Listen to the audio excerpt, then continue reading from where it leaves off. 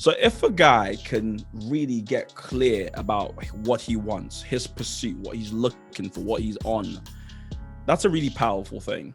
And so I think your singleness period is really the period that almost like no other period, guys should focus on getting clarity of thought, because from that flows a clarity of pursuit, right? You then have a sense of, okay, I know where I'm going, so I can move with full speed ahead.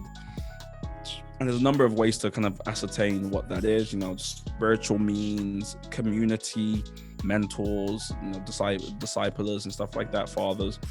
But that's why I find today when I speak to guys and I try to work out what's in their head. Yeah, it's a lot of stuff. And I think men need vision. Proverbs 23 makes it clear, 29, one of them. That without vision, people perish. You're listening to Journey to Fatherhood, a podcast that inspires and equips men to becoming more intentional and feeling more supported on the journey to fatherhood. Why wait to become a father before learning how to be a good one? My name is Omoniyi, a young man also on his journey with a desire to help men become great fathers despite their past personal experiences. I'll be sitting with different guests to bring you great value, sharing their knowledge and their experiences as we all embark on this amazing journey. This podcast, though targeted towards men, ladies, you will also gain great value from the conversations. Now, without further ado, let the journey begin. Welcome to Journey to Fatherhood podcast. Today, I think it's one of the days where I'm actually very, very excited for the speaker we have. MT and I is known by MT Omoniyi, and we've known each other for quite a long number of years. But recently we started talking more frequently, and it's been interesting the journey we found ourselves taking together. And he's been a wonderful inspiration to me in terms of how he leads and how he lives. And that's why today's podcast, we're talking about leadership and the role men have to play in terms of leadership as well as being men of their own. With that being said, there's a really three questions that I always ask my speakers. And I want to ask you these questions. So it's very random. First thing, what's your favorite color? Next thing, what were you doing at the age of 17? And last but not the least, what do you do in your spare time? You can answer that in any order.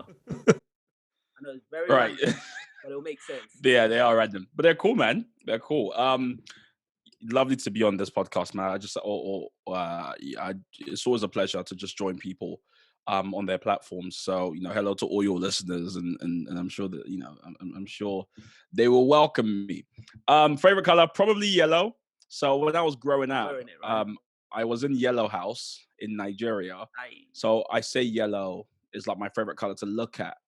And a lot of the brands that I work with or products I've done, yellow is often the accent color because I just love it. So it's always there. But in terms of like how I live my life and stuff, black. I literally only wear black. That's all I wear.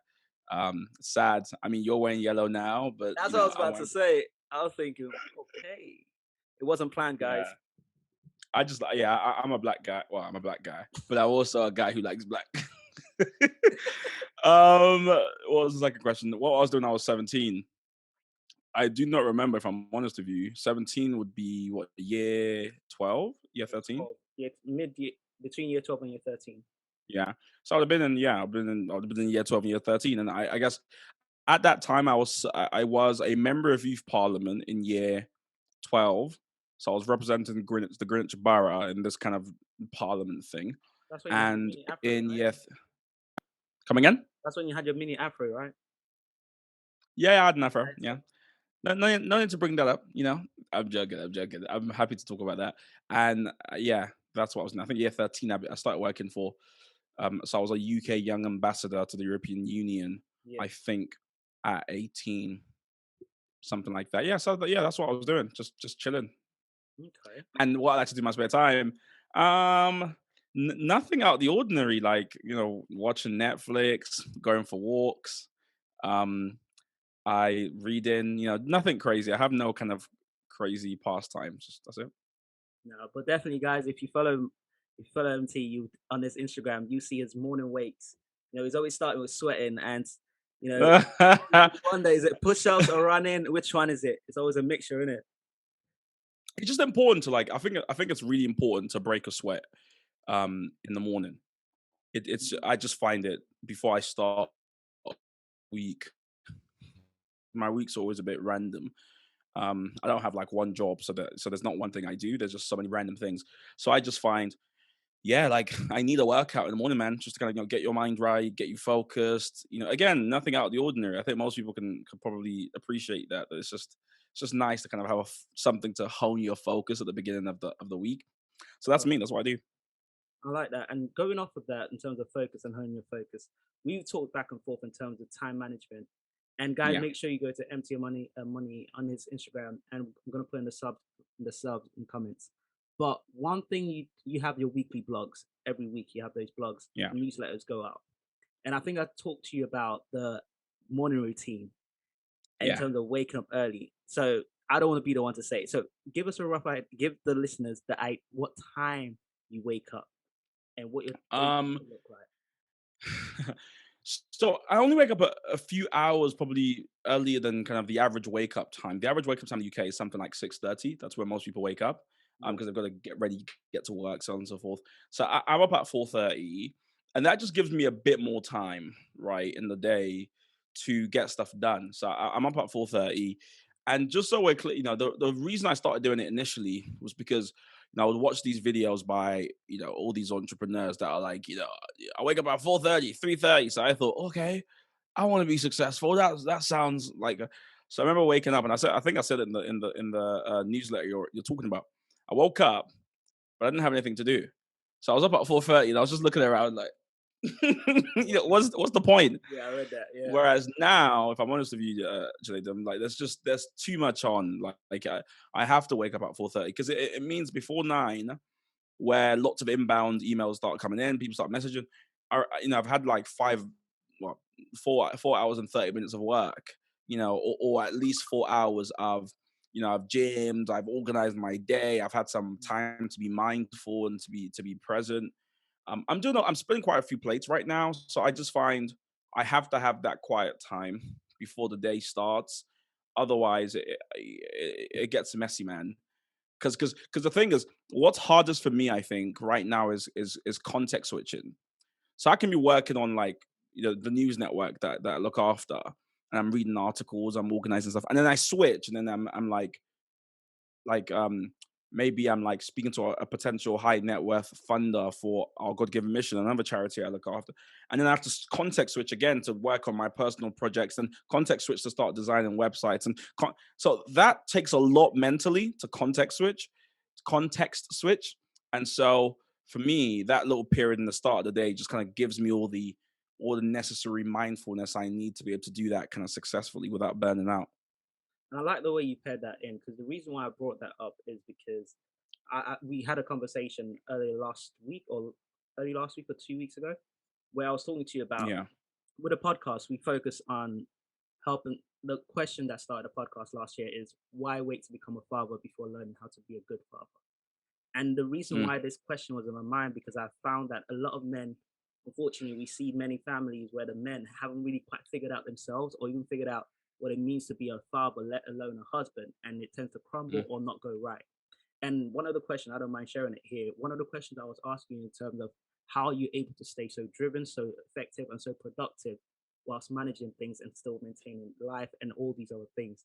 And you gave me some personal answers, which was very important to me. And it kind of it aligned around the idea of purpose, having a purpose, yeah, and of course, in terms of also being connected and actually listen to what God is saying to you.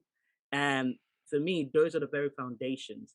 And we've had a lot of people that have messaged after podcast shows and say, well, what do you, this podcast doesn't really relate to me because I'm not in a relationship, I'm not married, and all of that.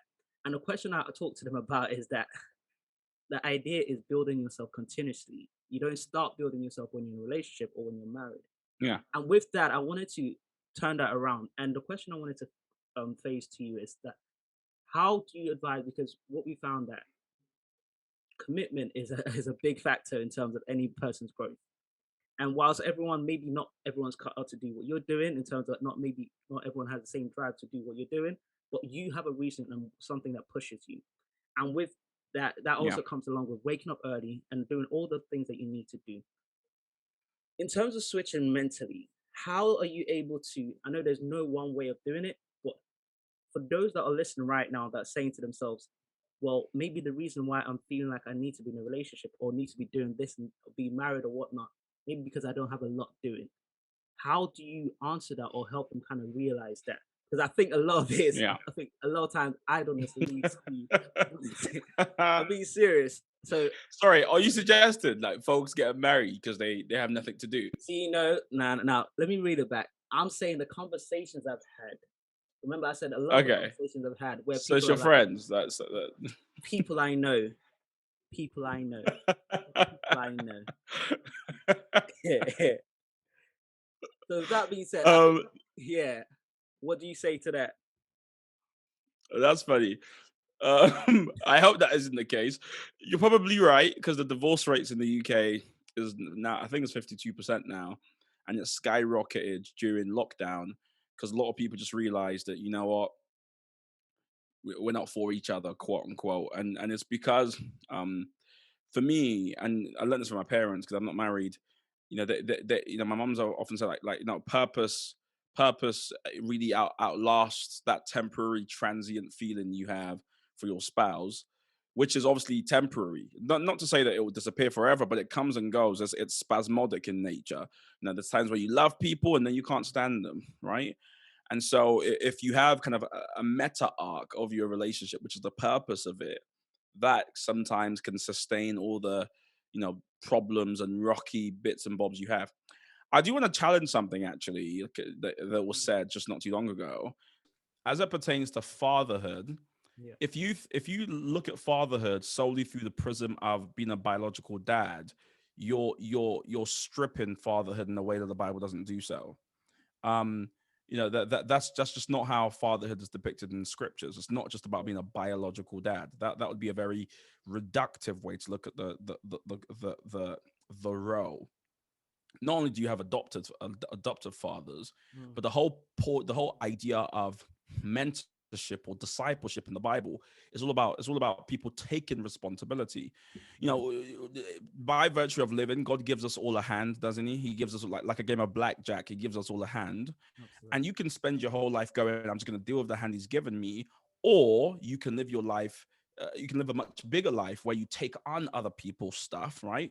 And so you're not just taking responsibility for yourself. That's what you do first. But naturally, there's a near functional overspill where you start to take responsibility for other people.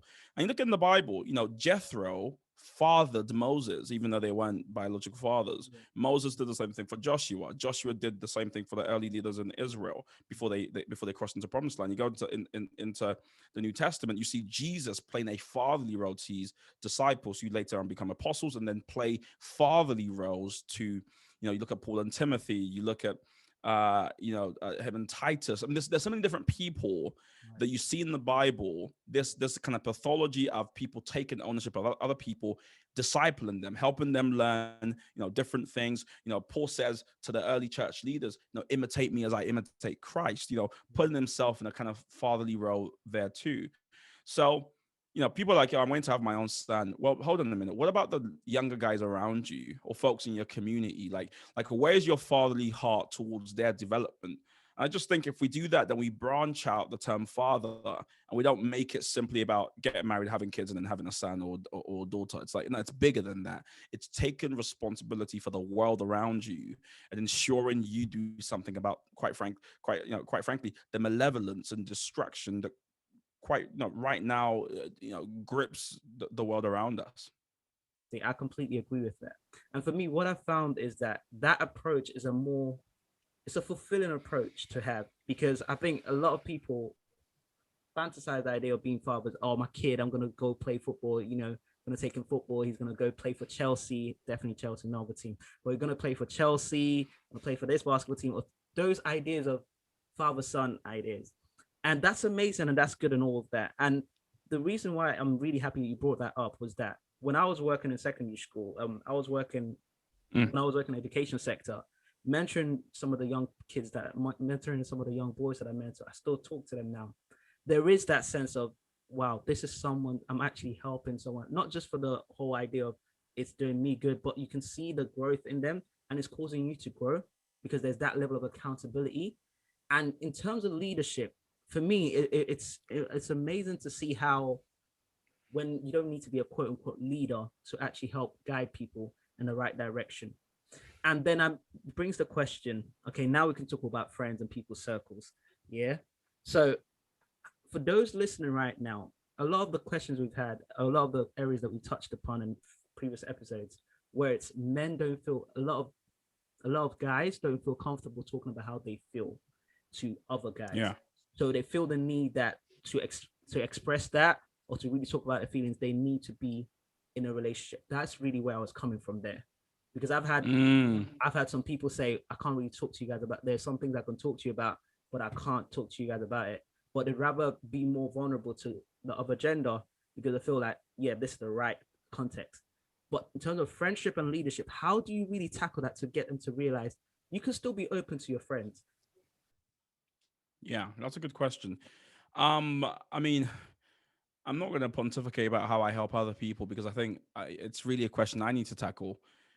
How I um because like as guys, when God gave us dominion, so to speak, um and really that just means stewardship, like early in Genesis, when God gave Adam, the task of naming the birds in the air and the beasts on the ground. God gave men this kind of sense of power and pride. And pride, that there's a small letter pride, which isn't a bad thing. That's Yeah. feeling a sense of passion and exousia over what you do and over what's yours. And there's a capital letter pride, which is like self-sufficiency and self-dependency.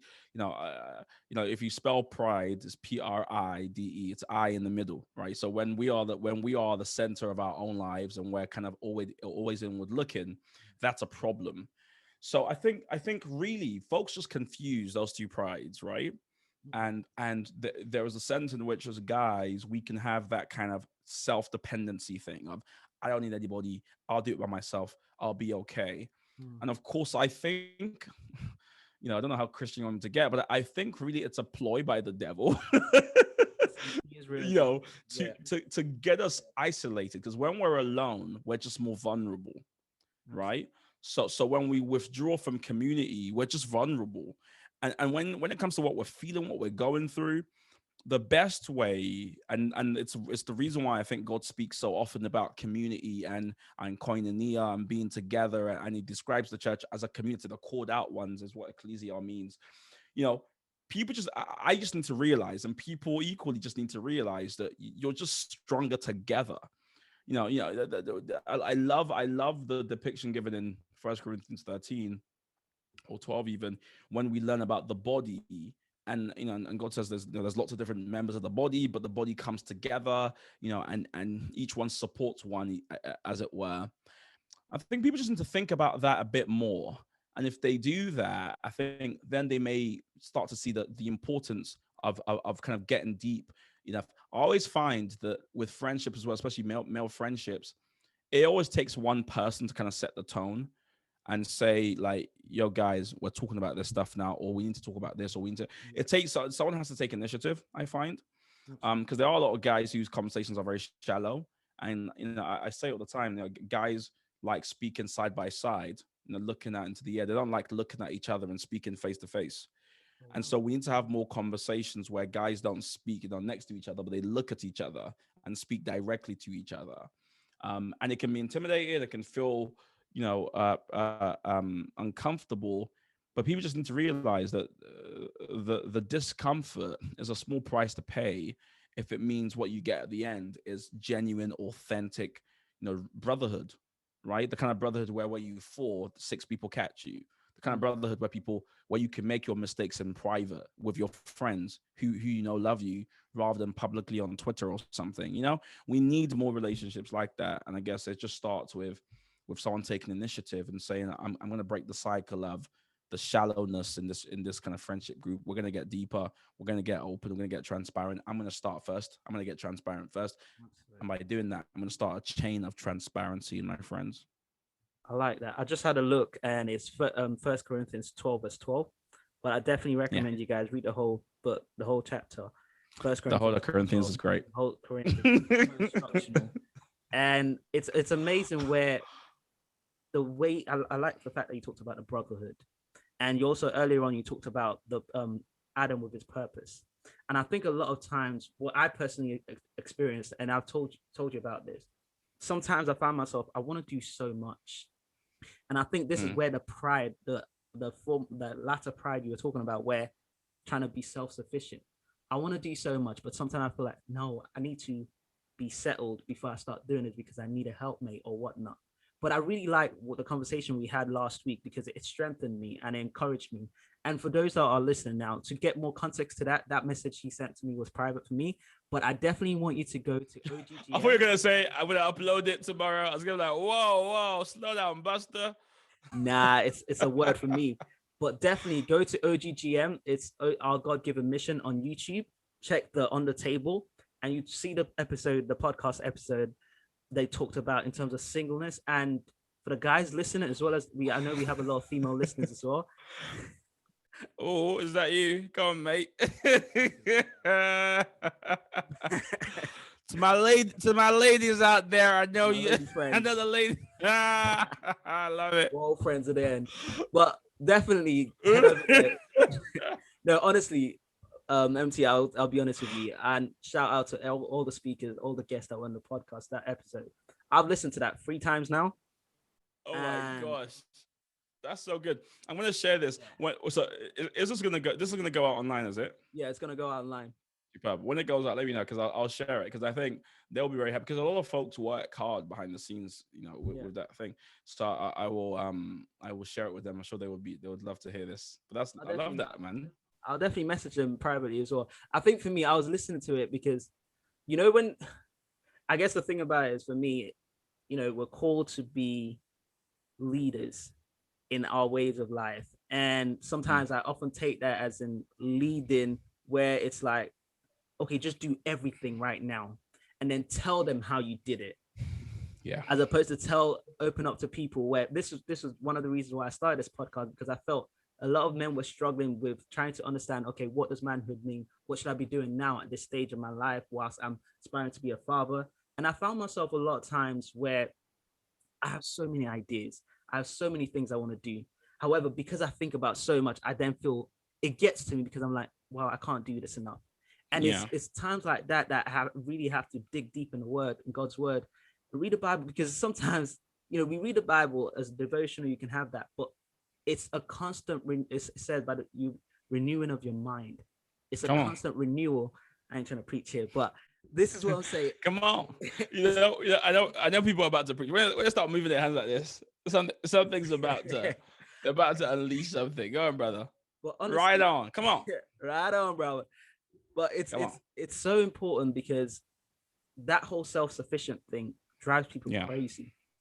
And what I had to get out of a year ago, coming up to a year ago, what I had to get out of was the mindset that, no one's talking about their struggles. So surely they got it figured out. And a lot of guys find this thing where when they see, at least I used to think the same way. I'm going to be transparent right here.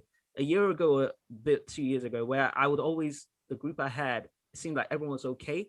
And no one really talked about their struggles. And it seemed like they were doing okay. Money was good and all of that. But one thing I started looking at similarities. All of them were in relationship.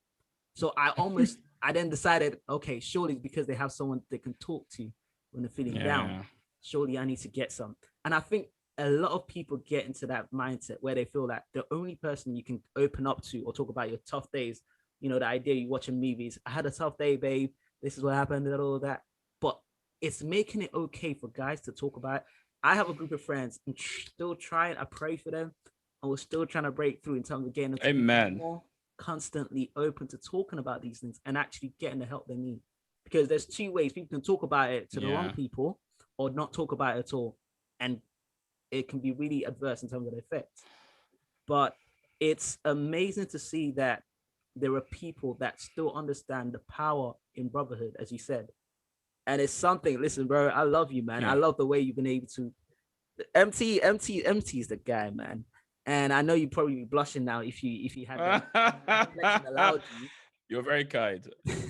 But you're very kind, but it, yeah. it's so important.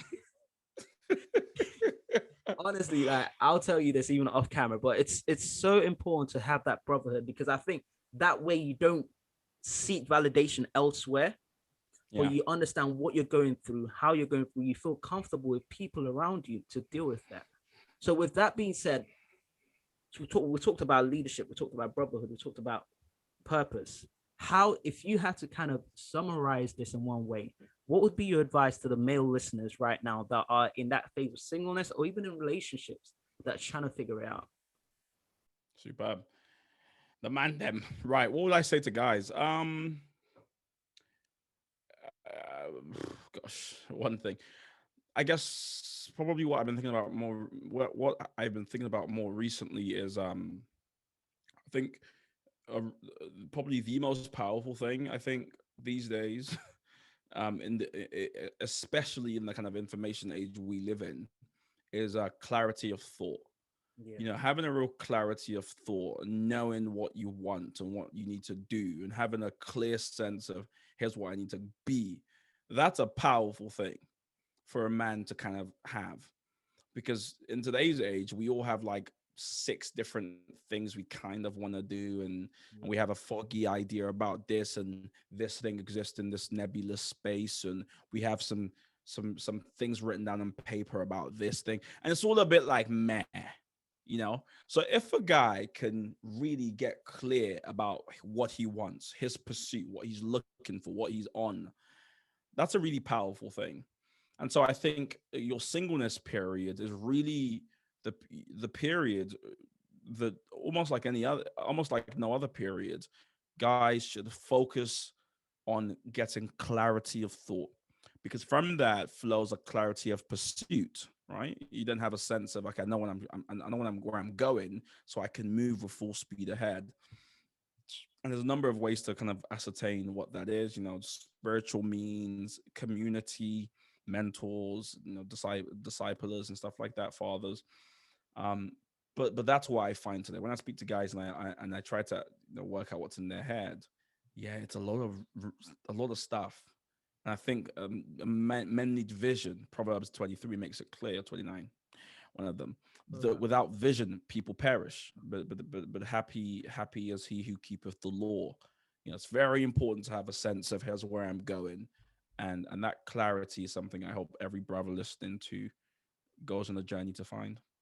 definitely. I think that, listen, guys, these type of conversations, you can find it on our God-given mission, the podcast on the table. Listen, it's a wonderful plug. I don't even mind plugging it in every week, but definitely check it out. And also to get more, to get to know MT more, check him out on Instagram at Omoniyi on Instagram, and I'll be No, putting. it's not Mike. Oh my gosh. So you've done it as well. It's Mike Omoniyi CS.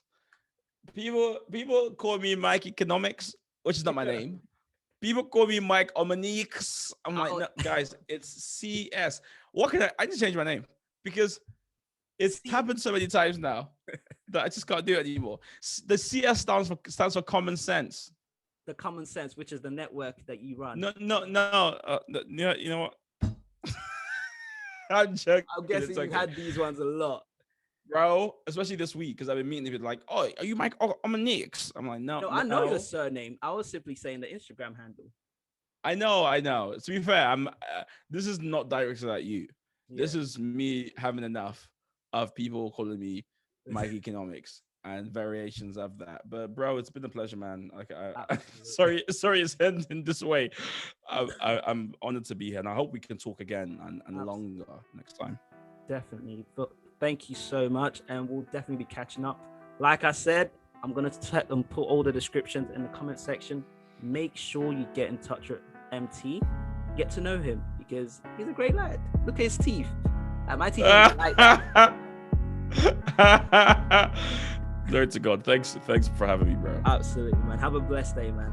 Talk soon. Alrighty.